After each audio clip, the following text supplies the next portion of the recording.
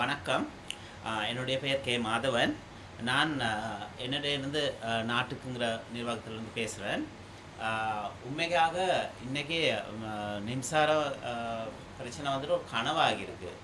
ஸ்ரீலங்காவில் மின்சாரம் பாவிக்கிற மக்கள் வந்துட்டு நிறையா இந்த ஏழை மக்களுக்கு வந்துட்டு இன்றைக்கி பெரிய பிரச்சனையாக இருக்குது.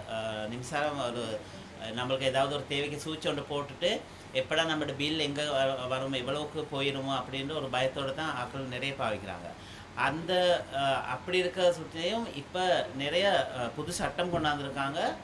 இந்தியா மூலம் இல்லாட்டி சைனா மூலம் நிறைய இந்த நாட்டில் எல்லாம் சைனாவுக்கும் இல்லாட்டி இந்தியாவுக்கு கொடுத்துருக்க போல் இந்த முக்கியமான ஆட்களுக்கு ஒரு பொருளான பாவிக்கிற பொருளான ஒரு மின்சாரத்தை கூட அதையும் இப்போ இந்தியாவுக்கு கூட கைப்பற்றி கொடுத்துருக்காங்க.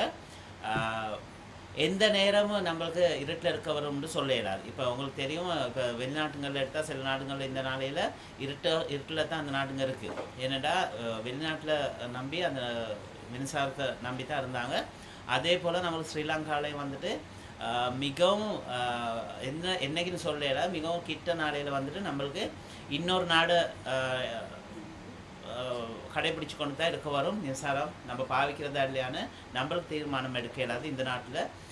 அதே போல் இந்த புதுசாக கொண்டாந்துருக்க மின்சார சட்டம் வந்துட்டு எப்படியுமே இந்த நாட்டுக்கு பொருத்தமான ஆகாது. என்னென்னா இந்த நாட்டில் வந்துட்டு நம்மளுக்கு நிறைய நீர் முக்கியம். அதில் நம்ம மின்சாரம் உற்பத்தி பண்ணிக்கிறதுக்கு தான் அண்டையிலேருந்து ஸ்ரீலங்காவில் ஒரு மேலே பிரச்சனை இல்லாமல் இருந்துச்சு. ஆனால் இப்போ வந்துட்டு இந்தியா வந்துட்டு நம்மளுக்கு எண்ணெய் அங்கேருந்து எண்ணெய் கொண்டாந்து அதில் நம்ம மின்சாரம் உற்பத்தி பண்ணி நம்மளுக்கு பாய்க்கிற சொல்லிட்டு தான் நம்மளுக்கு அந்த மின்சாரம் வந்துட்டு பில் எத்தனை மடங்கு மேலே போயிருக்கு. அப்போ இதுக்கெல்லாம் ஒரு தீர்மானம் எடுக்கிறத ஒரு பக்கத்து வச்சுட்டு இந்த நாட்டில் உள்ள ஏழை ஆக்களை பற்றி ஒரு கொஞ்சம் கூட சிந்திச்சு பார்க்காம அவங்க இன்னொரு நாட்டுக்கு தேவைங்கிற மாதிரி தான் இன்றைக்கி இப்போ ஸ்ரீலங்கா இந்த அரசாங்கம் நடத்தி கொண்டிருக்கு.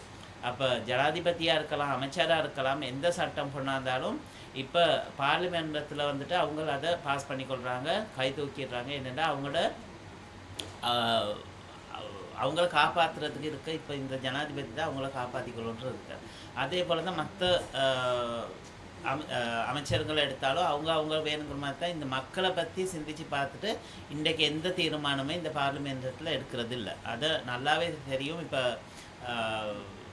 கிட்டத்தில் ஒரு அமைச்சருக்கு விருத்தமாக கொண்டாந்த விஸ்வாஸ் பங்கையில் வந்துட்டு அவங்க எப்படி நடந்து கொண்டாங்கன்னு எல்லாத்துக்குமே தெரியும்.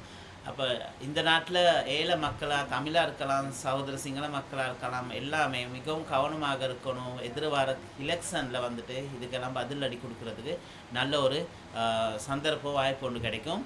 அப்போ அந்த நேரத்தை சும்மா வேஸ்ட் பண்ணாமல் எல்லோரும் ஒற்றுமையாக சேர்ந்து இதுக்கு பதிலடி கொடுக்கறதுக்கு முன் வருவீங்கன்னு நான் எதிர்பார்க்குறேன். வணக்கம்.